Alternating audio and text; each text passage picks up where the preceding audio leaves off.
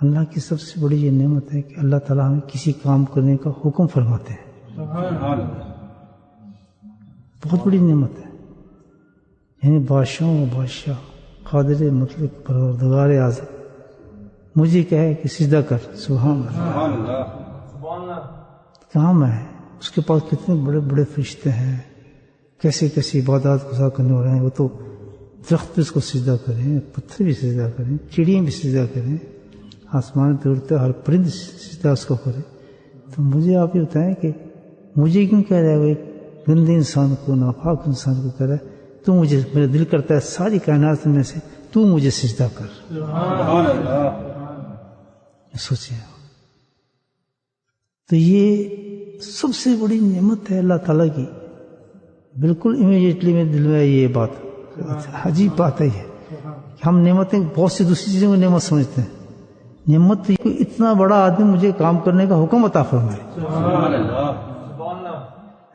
آپ نہیں کریں گے، آپ بہت ہی آپ کا بہت بڑا آدمی کا ہے یا مجھے ایک گلاس تو پانی کا، بھاگ کے جائیں گے؟ آپ نہیں جائیں گے، کیوں کہ یار کہنے والا کون ہے بھائی، تو میری تو خوش قسمتی ہے میں ایک گلاس پانی پلا دوں، تو یہ کتنی بڑی خوش قسمتی ہے اللہ سبحانہ تعالیٰ کا، یہ تم روزہ رکھ لو میرے لیے،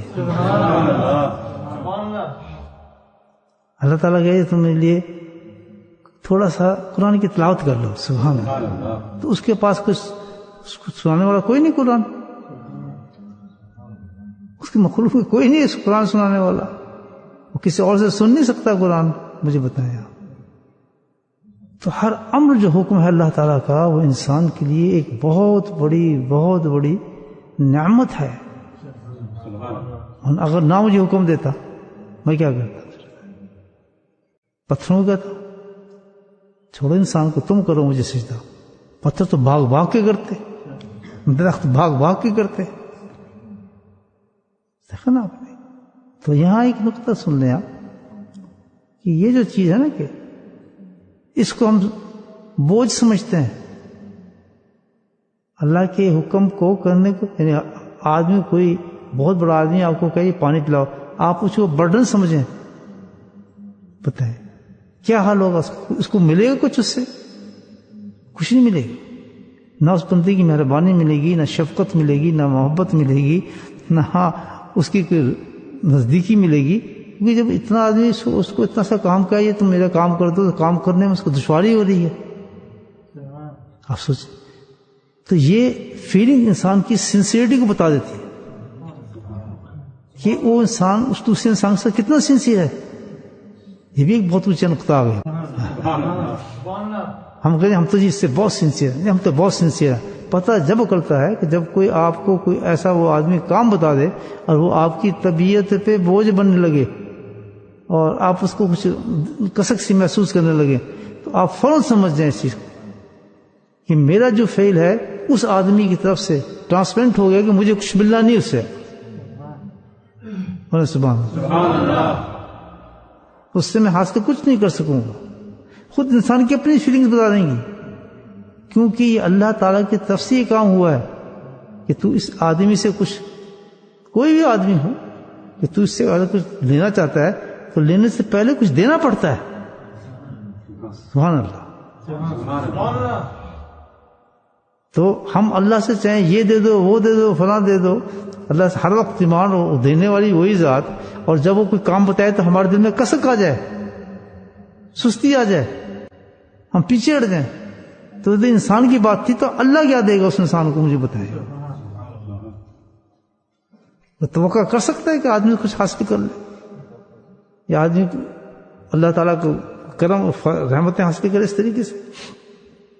تو ایک چیز تو یہ سمجھ آ گئی کہ اگر کسی حکم کے بندہ ہو، یا اس سے اونچا ہو یا اس سے اونچا ہو، یا رب ہو، اگر وہ اس کے کام میں ہمارے دل میں کسک آ رہی ہے تھوڑی سی، تو فوراً سمجھ جاؤ کہ بے انتہا کمی ہے یا محبت ہی نہیں ہے۔ ڈیوٹی نہ سمجھیں، یاد رکھ، اگر ہم نے عبادت کو ڈیوٹی سمجھا تو پھر کام نہیں چلتا۔ اللہ کا حکم اور احسان سمجھیں۔ بہت بہترین نسخہ آپ کو بتا رہا ہوں، یہ کبھی نماز قطع نہیں ہوگی، آپ کبھی نماز چھوڑیں گے نہیں، آپ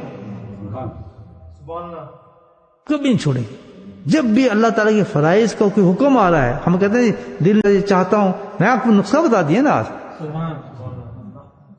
تو ہر نماز کے وقت آپ سب کو چھوڑ دیں کہ یہ فرض ہے جو امت کو دیا گیا ہے، اور ان ڈراموں کو چھوڑ دیں. آپ سے میں اور میرا رب کا بالکل تعلق ہے، اور میں اس کا حکم کا غلام ہوں، جو مجھے کہتے رہے گا میں نے کرنا ہے. تو اب اللہ سبحانہ تعالیٰ مجھے اس وقت یہ حکم دے رہے ہیں کہ تو جا، مجھے دے رہے ہیں، آپ کو نہیں، مجھے آپ سے کوئی تعلق نہیں. کتنا خوش ہو آدمی، کہتے اٹھ جا بھائی، اس وقت کام شام چھوڑ دے سارا، اور وضو کر، تو آ کے نا 4 رکعت آ کے نا میرے پاس 5-6 سجدے کر دے،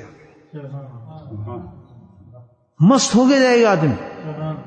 تو اس نفسیات کو، اس تھاٹ کو، اس سوچ کو تبدیل کریں کہ ہم پہ بوجھ ڈال دیا، یہ حکم ہے، مجبور کرنا پڑ رہا ہے، ہم نے جائیں گے تو سزا ملے گی، ہم نے جائیں گے جہنم میں جلیں گے. یہ فارغ کرو ان چیزوں کو سب کو. آپ کہیں میرے رب کا مجھے سلیکٹ کیا کہ یہ کام تو نے کرنا ہے، میں کروں. کبھی نماز چھوٹے گی نہیں، کیونکہ شیطان نفس اس آرڈر کو جو اللہ کی طرف سے آتا ہے اس کو بناتے ہیں سخت، بھاری حکم.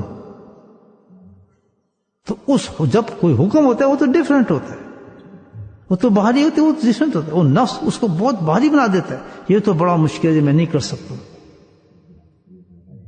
اللہ سبحانہ تعالیٰ نے دیکھیں ہمیں حکم دیا قرآن میں کہ ایمان والو تم پہ میں روزے فرض کر رہا ہوں، جیسے کہ میں نے فرض پچھلی موت بھی کیے تھے.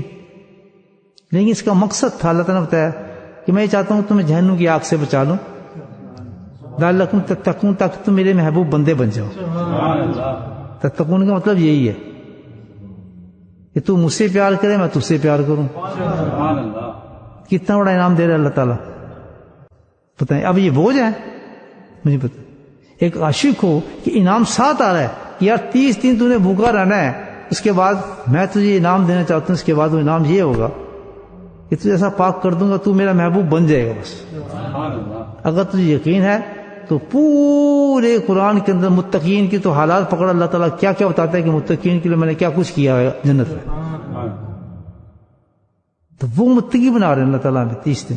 یہی کہا نا، اب 30 دن دیے اللہ پاک نے، وہ بھی بھوکا رہنا، یہ چھوڑ دو، وہ چھوڑ دو، فلاں کر دو. آن ٹاپ آف دیٹ رات کو بھی نہیں سونے دے گا اللہ تعالیٰ. وہ بھی کہہ رہا ہے کہ اب نمازیں بڑھا دو، 20 کر دو، صبح بھوکا رکھ دو، شام کو نمازیں بڑھا دو. نفس آ گیا، یہ تو بڑا مشکل کام دے دیا بھائی، یہ کون کر سکتا ہے؟ It's very hard. آج میں جو آپ کر رہے ہیں نا، اس کے پیچھے ایک نفسیات ہے، میں آپ کو بتا دوں، ورنہ بہت بڑا اللہ تعالیٰ کا ہے.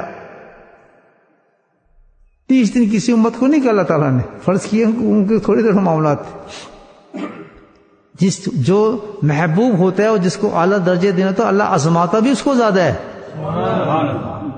تو ہم محبوب امت ہیں اللہ تعالیٰ کی، شکوے نہ کیا کریں اللہ تعالیٰ سے، شکوے نہ کریں. مسلمان کی تو شان ہی نہیں، جس مسلمان جس حالت میں آ جائے سمجھو کہ اللہ کے محبوب ہے، اس کو شکر ادا کرے.